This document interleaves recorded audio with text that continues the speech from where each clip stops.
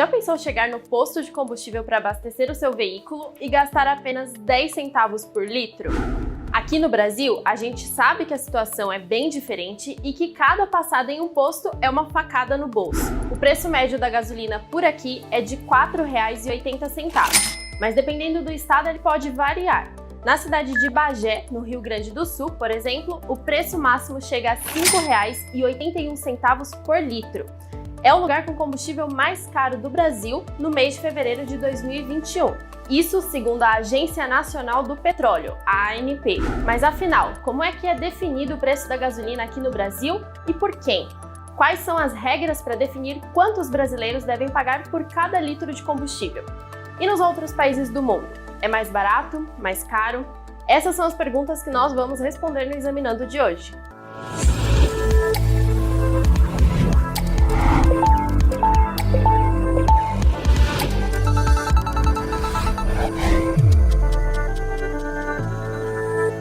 Se você fizer uma viagem por Hong Kong e decidir andar de carro por lá, é bom preparar o bolso. O litro da gasolina por lá custa em média R$ 13,24. Eu sei que você acha o valor aqui no Brasil salgado, mas a verdade é que na média global nós estamos ali no meio termo. Tem países com a gasolina muito barata, como a Venezuela, a Angola, a Argélia e o Kuwait, por exemplo, onde o litro não chega aos R$ 2. Mas em outros lugares, como Itália, Portugal e Grécia, o valor ultrapassa os R$ 10. Mas afinal, como é definido o preço da gasolina no Brasil e no mundo? Quem são os responsáveis por determinar quanto cada cidadão vai pagar por cada litro de combustível? O primeiro ponto a entender é que existem dois preços do combustível: o preço da refinaria e o das bombas, que é o pago pelo consumidor final. O preço final é composto basicamente por 4 coisas: o preço do produtor, no caso do Brasil a Petrobras, inclusive esse é o preço da refinaria, os impostos, o custo obrigatório do etanol e os custos de distribuição e revenda, ou seja, entra aí o valor para transportar o etanol e o lucro do dono do posto. Dessa composição, os impostos já são previstos.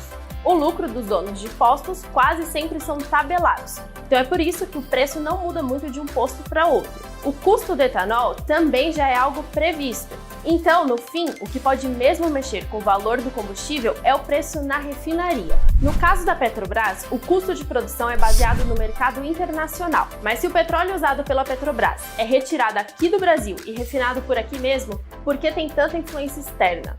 O petróleo é uma commodity global e por isso existe uma tabela de preço global para o produto. Além disso, ele é um ativo, ou seja, as pessoas podem investir em petróleo igual investem em ações, por exemplo. E isso também significa que o preço do petróleo sofre oscilações. Quando o preço do barril no mercado internacional aumenta, consequentemente os preços nas refinarias da Petrobras aumentam também. E você já deve ter percebido que o combustível muda de valor com muita frequência, de um dia para o outro ou em questão de semanas. É porque o preço do petróleo varia a todo momento, assim como as ações de uma empresa. E como essa definição de preços acontece nos outros países? Para entender isso, é preciso ter em mente que a política de preços de combustíveis pode ser basicamente de duas formas: baseada no preço internacional do petróleo ou subsidiada por governos, que é quando a economia do país arca com parte dos custos do combustível, seja com subsídios ou tendo um fundo para pagar a diferença quando o preço do produtor está muito alto. Nos Estados Unidos, há liberdade total de preços. Basicamente, os produtores podem colocar o preço que eles quiserem. E nessa conta é repassada a oscilação de preços da cotação do petróleo internacional. Se aqui no Brasil o reajuste é de 15 em 15 dias, geralmente lá eles podem acontecer todos os dias.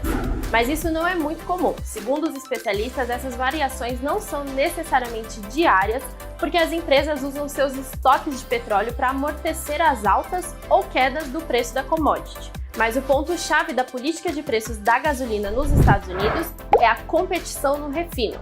Aqui no Brasil, a Petrobras é responsável por 95% do refino. Lá, são mais de 140 refinarias em operação.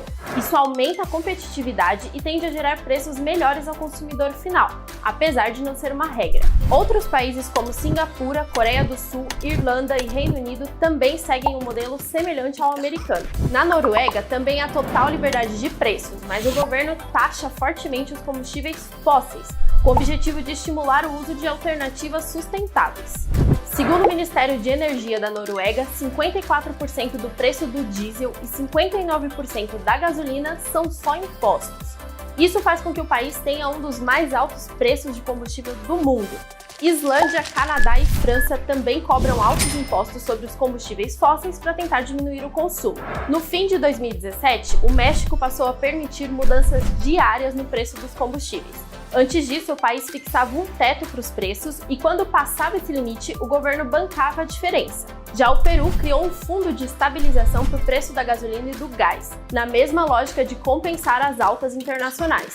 Mas o fundo sofreu com a forte valorização das commodities e o governo precisou revisar a política. Já os Emirados Árabes são um dos maiores produtores de petróleo do mundo, mas precisam importar os derivados e também ficam sujeitos à cotação internacional do petróleo, fazendo reajustes mensais. Aqui no Brasil, essa definição de preço é uma questão bastante delicada e no início de 2021 gerou um conflito entre investidores e personagens políticos do país. Após uma sequência de alta nos preços da gasolina, o presidente Jair Bolsonaro trocou o líder da Petrobras.